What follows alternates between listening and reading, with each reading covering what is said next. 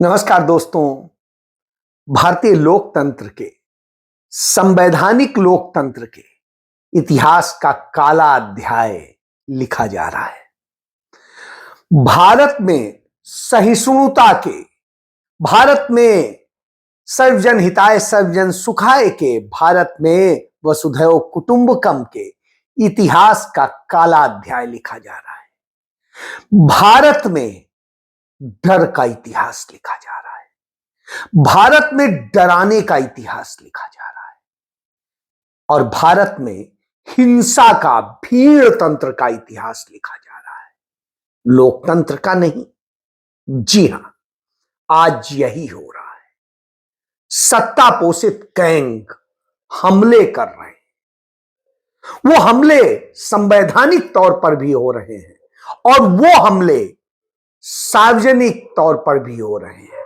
वो हमले घरों पर भी हो रहे हैं, वो हमले प्रतिष्ठानों पर भी हो रहे हैं, ऑफिसेज में भी हो रहे हैं और तमाम जगह हो रहे हैं। जी हां, मैंने काला अध्याय क्यों कहा?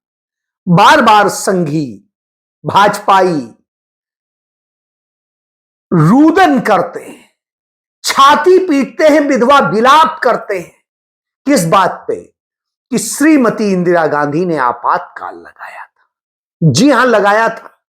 वह देश के लिए उस वक्त बेहद जरूरी था, क्योंकि जो साजिशें अमेरिका ने रची थी सीआईए एजेंट्स के थ्रू, और वो एजेंट संघी ही थे, वो एजेंट कुछ कथित समाजवादी भी थे, तो उनके जरिए जो उसने साजिश रची थी भारत में, भारत को बर्बाद कर देने की, उस साजिश से निपटने के लिए लगाया था। और यह बात अंत में आरएसएस के तत्कालीन प्रमुख ने चिट्ठी लिख के श्रीमती इंदिरा गांधी से मान लिया था कि आपका यह आपातकाल बेहद जरूरी था देश के अनुशासन के लिए, देश को सुरक्षित करने के लिए। लेकिन आज क्या हो रहा है? आज देश को खत्म कर देने की साजिश रची जाती है। वो देश के विरोधी जो उस समय सीआईए एजेंट्स भेज रहे थे, उनसे जाकर के नरेंद्र मोदी मिलता है। हेनरी किसिंजर, जो उस समय राष्ट्रीय सुरक्षा सलाहकार था और उनका विदेश मामलों का सचिव था अमेरिका का, जो साजिश रच रहा था, जो जाकर के चीन से कह रहा था कि भारत पर आक्रमण कर दो, उससे उसके घर में जाके नरेंद्र मोदी मिलते हैं। उसको ऐसे लाते हैं हाथ पकड़ कर जैसे वो उनका बाप हो। इस तरह की स्थितियां हैं। तो आज फिर वही वो साजिशें जो तब सफल नहीं हुई थी, अब उन पर काम हो रहा है, क्योंकि अब वही आतंकी, वही साजिशकर्ता, वही एजेंट सत्ता में, और जब सत्ता में होंगे तो वही करेंगे। संवैधानिक लोकतंत्र में जितना लोकसभा के नेता सदन का हक होता है, उतना ही, यानी प्रधानमंत्री का, उतना ही हक नेता विपक्ष का होता है, और दोनों बराबर की स्थिति में होते हैं। दोनों को हक होता है एक दूसरे के बीच में बात काट करके बोलने का, कभी भी खड़े होकर के किसी मुद्दे पर टिप्पणी कर देने का, रोकने का, संरक्षण मांगने का। लेकिन अब क्या हो रहा है? संसद का सत्र चल रहा है, प्रधानमंत्री संसद से भागा हुआ है, और लोकसभा अध्यक्ष ओम बिरला वो जिस तरीके से नेता प्रतिपक्ष राहुल गांधी को बोलने देने से मना कर रहा है। माननीय सदस्यगण, आप सबसे अपेक्षा की जाती है कि आप सदन में सदन की मर्यादा और शालीनता के उच्च मापदंडों को बनाए रखें। सदन में मेरे संज्ञान में ऐसी कई घटनाएं हैं जब माननीय सदस्यों के आसन सदन की उच्च परंपराओं मापदंडों के अनुरूप नहीं है। इस सदन में पिता पुत्री, मां बेटी, पति पत्नी सदस्य रहें। इस परिप्रेक्ष्य में मेरा नेता परिपक्ष से अपेक्षा है कि लोकसभा प्रक्रिया का संचालन नियम 349 के वर्णित सभा में पालनीय नियमों के अनुरूप सदन में आचरण व्यवहार करें, जो सदन की मर्यादा और प्रतिष्ठा के अनुरूप रहना चाहिए। मैं पुनः आग्रह करता हूं, इस सदन में विशेष रूप से प्रतिपक्ष के नेता से तो ये अपेक्षा की जाती है कि वो आचरण रखें। सदन की कार्रवाई 2 बजे तक के लिए स्थगित की जाती है। क्यों इतना डर लगता है? राहुल गांधी बोलेंगे तो क्या ऐसा बोल जाएंगे कि इतना डर लगता है कि राहुल गांधी को नहीं बोलने देना है? अरे गैरे किसी को भी बुलवा देंगे, कोई भी भाजपा का खड़ा हो जाएगा, कभी भी बोल देगा, लेकिन नेता प्रतिपक्ष को न बोलने दिया जाए। I said, look, as LOP, let me speak. Let me say what he just ran away. So I don't understand what is going on. This is no way to run the house, frankly. I mean, literally, speaker उठ के मतलब एकदम निकल गए मुझे, मतलब एक शब्द नहीं बोलने दिए, और पहले मेरे बारे में कुछ बोल रहे हैं, वो भी बिल्कुल पता नहीं क्या बोला, अनसब्सटेंशिएटेड। और फिर मतलब मैं खड़ा हुआ, मैंने कहा कि देखिए मुझे बोलने दीजिए, आपने मेरे बारे में कुछ बोला है, घूम कर चले गए, और कोई मतलब अर्जन कर दिया, कोई जरूरत नहीं थी। मुझे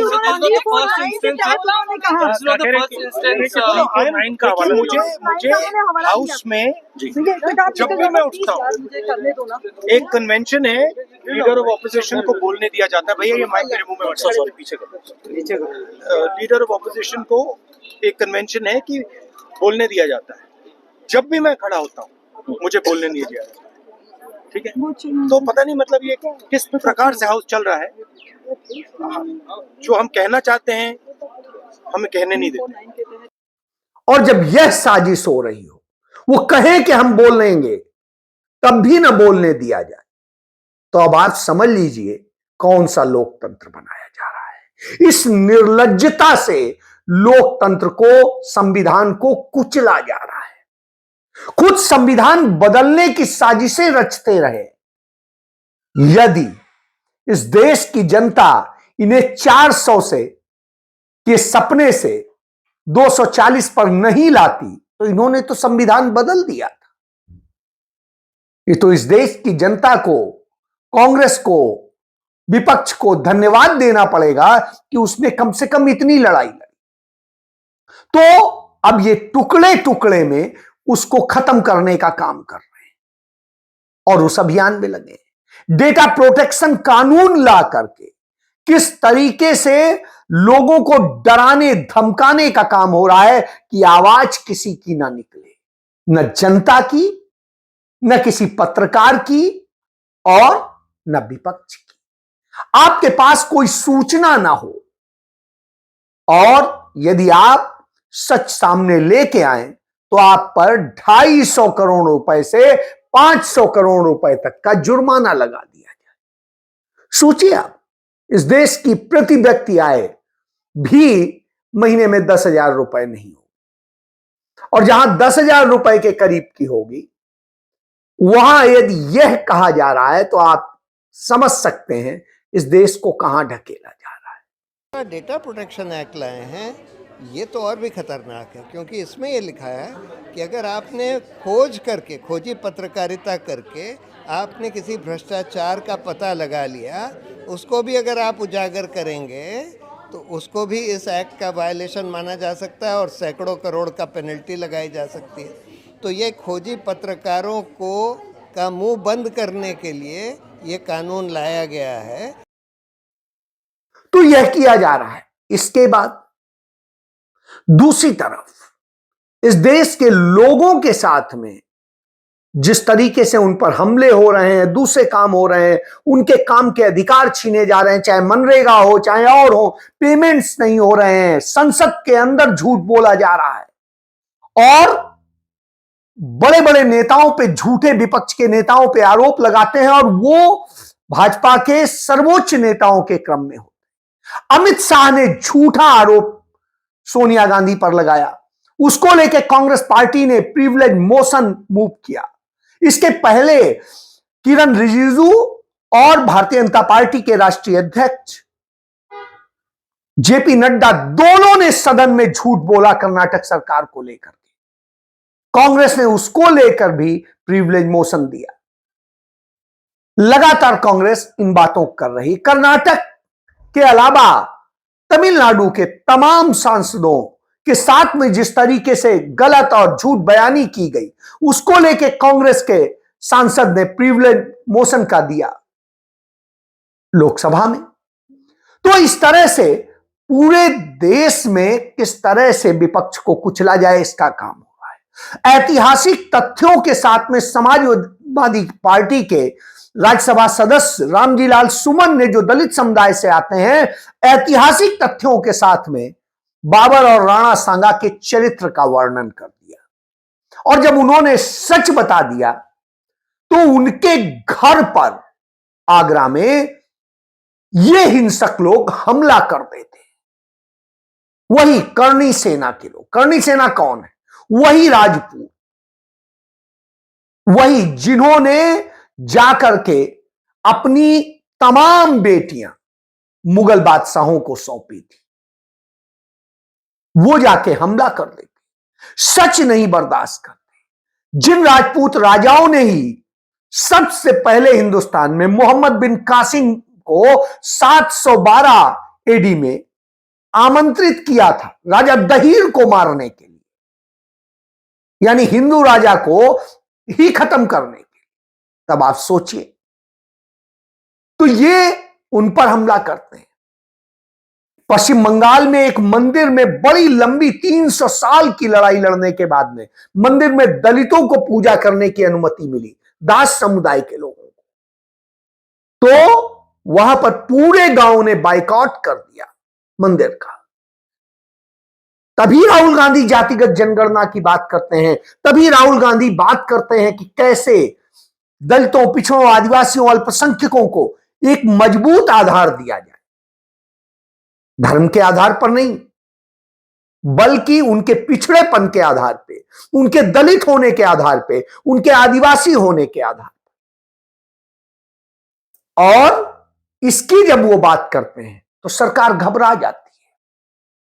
और कांग्रेस पार्टी ने तेलंगाना में यह करके दिखा दिया कि देखिए असलियत में ऐसे होता है और हम उस पर करते हैं, कहते नहीं। तो अब दिखाई दे रहा है कि जब एक दलित सांसद के यहां हमला हो सकता है तो क्या हो सकता है। तो इतने डरपोक, इतने कायर हैं ये। और ये कायरता यही नहीं है, यह कायरता दिखाई देती है जब कांग्रेस पार्टी के पिछड़े समुदाय से आने वाले बघेल, भूपेश बघेल जो मुख्यमंत्री रहे छत्तीसगढ़, वो जब अड़कर खड़े होते हैं। पंजाब में जो भारतीय जनता पार्टी की बी टीम, आम आदमी पार्टी को सत्ता दिलाने में भाजपा ने जो भूमिका अदा की थी, उन सब के खिलाफ जब कांग्रेस खड़ी होती है और लड़ रही होती है, मजबूत करती है, तो भूपेश बघेल उसके लिए करते हैं तो उन पर हमला होने लगता है। पहले ईडी का छापा पड़ता है, कोई बात नहीं। उसके बाद में जब वो उन्हें जिम्मेदारी सौंपी जाती है कि गुजरात में 8 और 2 दिन का जो राष्ट्रीय अधिवेशन होना है कांग्रेस का, उसके लिए रणनीति तैयार कीजिए, तो उनके यहां सीबीआई छापा पड़ने लगता है और उनके तमाम रिश्तेदारों, मददगारों के यहां छापे पड़ने लगते हैं, तमाम कांग्रेस के नेताओं के यहां पड़ने लगते हैं। क्यों? क्योंकि इतना डर है, इतनी डरी हुई सरकार है, इतनी कायर सरकार है। और यह साबित हो चुका है कि अब तक जितने भारतीय जनता पार्टी, मोदी की सरकार ने 10 साल में ईडी के केसेस रजिस्टर किए, उसमें विपक्षी सांसदों, विधायकों को निशाना बनाया और उनमें 99.5% केसेस फर्जी पाए गए, यानी झूठा फंसाने, झूठा परेशान करने, डरा करके अपने साथ मिला लेने या कमजोर कर देने की साजिशें रची जाती। हर कोई नहीं लड़ सकता। कांग्रेस लड़ रही है, मजबूती से लड़ रही है, लगातार लड़ रही है, उससे डर लगता है।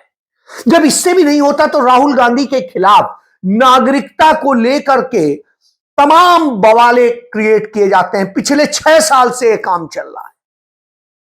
कभी दिल्ली हाई कोर्ट में मुकदमा होता है तो कभी लखनऊ हाई कोर्ट में। और करने वाले कौन होते हैं? एक सुब्रमण्यम स्वामी होते हैं जो भाजपा के राज्यसभा सदस्य थे, और एक जो भाजपा का पदाधिकारी है, कार्यकर्ता है कर्नाटक का, वो जाके लखनऊ में करता है। आप खेल को समझिए। इस तरह से हमले होते हैं और यहीं रुकता तो भी ठीक है। व्यंग करने वालों को भी नहीं छोड़ते हैं। कुणाल कामरा के ऊपर जिस तरह से हमला हुआ, जिस तरीके से उसके व्यंग को लेकर के मुकदमे किए जा रहे हैं, दूसरी बार उसके यहां पुलिस का नोटिस पहुंच गया है। लेकिन वह भी है कि राहुल गांधी की तरह हार मानने को तैयार नहीं, माफी मांगने को तैयार नहीं। उसने उस दिन जो अपना कार्यक्रम किया था वो तो किया था, उसके बाद में 2 कार्यक्रम और कर दिए। और दूसरा कार्यक्रम अब निर्मला ताई को बता दिया कि कैसे वो लूट रही हैं और किस तरीके का वो खेल कर रही हैं। तो अब आप समझ सकते हैं कि किस तरीके से डराने के काम हो रहे हैं, हर आवाज को दबा देने के काम हो रहे हैं। कि जो पहले ही मीडिया डरा हुआ है, और किसान आंदोलन पर जो यूट्यूब का मीडिया होता था, अल्टरनेट मीडिया जो अपने आप को कहता था, वह जो बोला करता था, जिसने अपनी पूरी पत्रकारिता उसी दौर में चमकाई, वह भी अब नहीं बोल रहा है किसान आंदोलन पर, किसानों के दर्द पर, किसानों पर हमले पर। तो इससे आप समझ सकते हैं इस समय पूरी साजिश करके सबको डरा के रखा गया है, और अंततः सबके निशाने पर कहीं ना कहीं राहुल गांधी को ले आया जाता है, जिससे कि लोकतंत्र को खत्म कर दिया जाए। लेकिन जब अमेरिका का अंतरराष्ट्रीय ह्यूमन राइट कमीशन यह रिपोर्ट देता है कि भारत के अंदर अल्पसंख्यकों पर हमले हो रहे हैं, उनके साथ भेदभाव हो रहा है और न जाने क्या क्या हो रहा है, तो डर में नरेंद्र मोदी अपनी एक योजना लॉन्च कर देते हैं और कहते हैं कि अब भारत के 32 लाख मुस्लिम परिवारों को नरेंद्र मोदी की ईद की किट आएगी। वह किट पहुंचेगी और उससे मुसलमान खुश हो जाएगा, जिससे दुनिया में जाए नहीं नहीं हम तो भेदभाव नहीं कर रहे। लेकिन वहीं उसी दिन चेहरा सामने आ जाता है जब उनका यूपी का मुख्यमंत्री आदित्यनाथ, जो अपने आप को योगी कहता है, वो एक पॉडकास्ट में जिस तरह नफरत की बात करता है, जिस तरीके से तमाम ईदगाह और सबको लेकर के हमले की बात करता है, जिस तरीके से उत्तर प्रदेश के अंदर तमाम मस्जिदों को तोड़ने की साजिश रची जा रही है, और फिर उसे रोकने की जब लड़ाई राहुल गांधी लड़ते हैं तो राहुल गांधी के लिए गंदे शब्दों का इस्तेमाल करता है, इतने गंदे शब्दों का इस्तेमाल करता है, खुद में अपने आप में वो एक जोकर से ज्यादा कुछ नहीं, और जो खुद जोकर हो दूसरे के लिए पता नहीं क्या शब्द इस्तेमाल करता है। उधर सुप्रीम कोर्ट तमाम आदेश, तमाम प्रवचन की तरह से देता है, लेकिन बुलडोजर सुप्रीम कोर्ट पर ही चल रहा है। यानी सुप्रीम कोर्ट ने जो आदेश दिए उन्हीं आदेशों पर चल रहा है, और बुलडोजर वैसे ही दौड़ रहा है। और वो बुलडोजर लेके लोग रामजीलाल सुमन के भी घर पे पहुंच गए। इससे आप समझ सकते हैं कि अब किस तरह से एक भीड़ तंत्र को हिंसक बना के खड़ा कर दिया है। लोकतांत्रिक तरीका नहीं, हिंसक तरीका अपनाया जा रहा है, अनैतिक तरीका, अवैध तरीका अपनाया जा रहा है।